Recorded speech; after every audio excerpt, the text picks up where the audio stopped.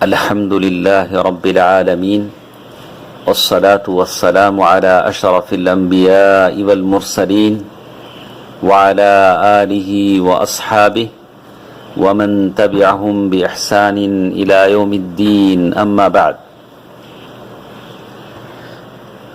محترم حضرات و خواتین، اللہ تبارک و تعالیٰ کا بڑا فضل و کرم ہے کہ رمضان کے اس مہینے میں جو قرآن کا مہینہ ہے، صبر کا مہینہ ہے، مواسات خیر خواہی کا مہینہ ہے، ہم ایک دوسرے سے خیر خواہی کرتے ہیں اور تقوی اختیار کرنے کا مہینہ ہے، اللہ کو راضی کرنے اور اس مہینے کی راتوں کو اللہ کے سامنے کھڑے ہو کر اللہ کو منانے کا یہ مہینہ ہے جس میں ہم دلوں کے اعمال کا یہ سلسلہ سن رہے ہیں. شاید اس سے بہتر موقع کوئی اور نہیں ہو سکتا جس میں میں اور آپ اپنے دل کو سدھارنے کی فکر کریں. تو اس سلسلے میں کچھ باتیں اخلاص کی ہمارے ساتھ چل رہی تھیں. تو جس طرح ہر چیز کے اندر الگ الگ کیٹیگری ہوتے ہیں اور ان کے الگ الگ رتبے ہوتے ہیں، اور ان کے بالکل اسی طرح اخلاص کے اندر بھی دو رتبے پائے جاتے ہیں، دو الگ الگ درجات ہیں. اللہ تبارک و تعالیٰ کے پاس جو عمل قبول ہوتا ہے اس کے دو رتبے ہیں، دو درجات ہیں.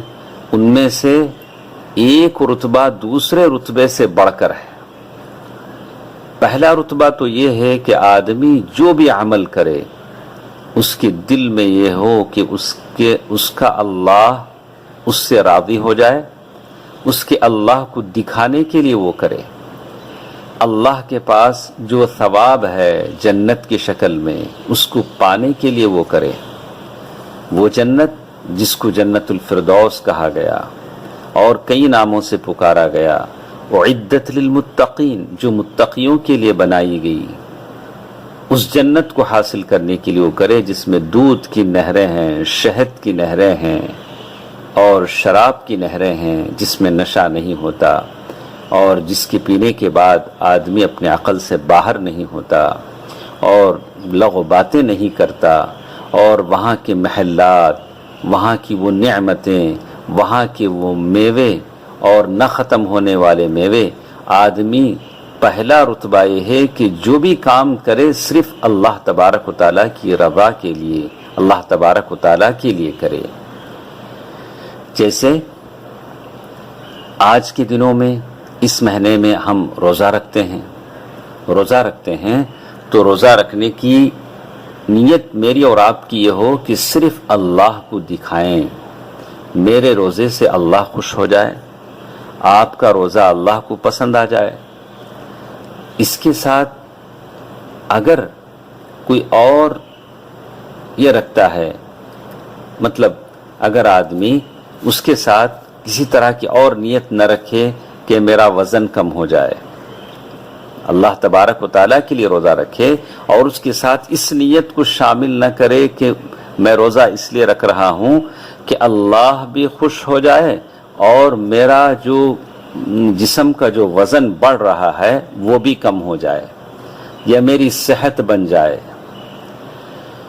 جیسے کوئی اور آدمی ہے، کوئی اور نیکی کر رہا ہے تو اس سے وہ اللہ تبارک و تعالیٰ کو راضی کرنے کی کوشش کرے، اور اس کے ضمن میں کوئی مباح نیت آتی ہے تو وہ نیت ہرگز نہ کرے. تو اخلاص کا پہلا رتبہ ہماری سمجھ میں آتا ہے کہ آدمی کوئی بھی عمل کرے تو صرف اللہ کو خوش کرنے کے لیے، اللہ کو دکھانے کے لیے کرے اور اس کے ساتھ کسی اور نیت کو شامل نہ کرے، گرچہ کہ وہ نیت مباح ہے، اچھی ہے. جیسے میں نے آپ کے سامنے مثال دیا کہ روزہ رکھ رہا ہے اور اللہ تبارک و تعالیٰ کو دکھانے کے لیے، اللہ کے لیے رکھ رہا ہے، ساتھ ساتھ یہ بھی نیت ہے اس کی کہ وزن گھٹ جائے، وزن کم ہو جائے، صحت بن جائے.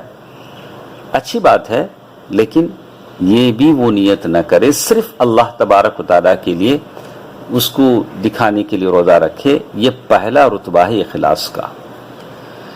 اخلاص کا ایک دوسرا رتبہ یہ ہے کہ آدمی کوئی بھی نیک کام کرے اللہ کے لیے کرے، لیکن اس کے ساتھ ساتھ ایک ایسی چیز جو جائز ہے وہ کر سکتا ہے.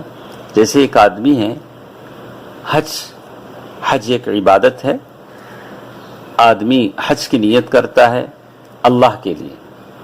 وَأَتِمُّ الْحَجَّ وَالْعُمْرَةَ لِلَّهِ، حج اور عمرہ صرف اللہ کے لیے کرو، اللہ تبارک و تعالیٰ کے لیے.